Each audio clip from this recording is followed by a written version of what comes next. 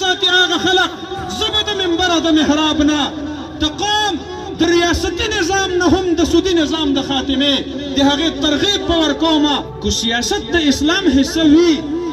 او اسلام نیمګړی الله نه وي رالیږلی او سیاسي رهنمایي موږ ته راکوي نو چې د دواړو جهانو سردار مبارک د خپل سیاسي نظام ټولې فیصلې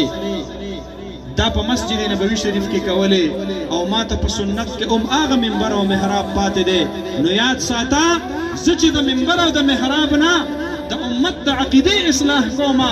زه چې د منبر او د محراب نه امت ته د عباداتو ترغیب ورکومه زه چې د منبر او د محراب نه د امت اخلاق اصلاح کومه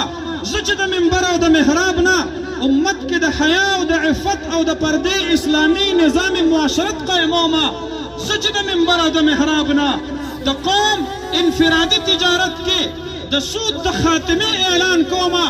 یاد دې وساتي هغه خلق زه به د منبر او د محراب نه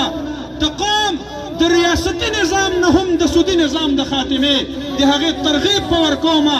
یاد دې وساتي هغه خلق زه د نبي علیه الصلاة والسلام جانشین یم زه د هغه وارث یم زما په سر باندې پګړۍ د نبي علیه السلام د وراثت پرته ده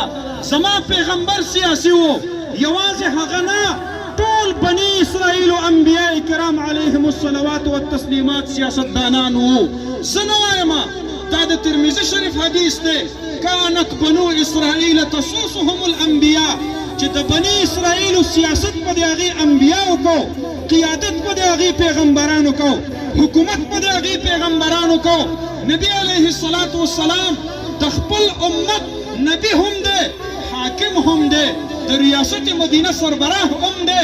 چیف جسټس او قاضي القضات هم دی چیف اف آرمی سټاف هم دی نبی علیه الصلاة والسلام او د خپل ریاست چیف ایڈمنسټریټر هم دی چې نبی علیه الصلاة والسلام په وراثت کې ماته د امت سیاسي رهنمایي پرېښې ده بیا زه اعلان کول غواړم چې د وارث په حیثیت باندې به زه د نبي علیه الصلاة والسلام د وراثت حق ادا کوم او د دې امت سیاسي رهنمایي به زه د هغه منبر او محراب نه کوم د کوم منبر او محراب نه چې زه د دې قوم د نورو شعبو رهنمایي د هغې کوم دا د خلقو غلط فهمي ده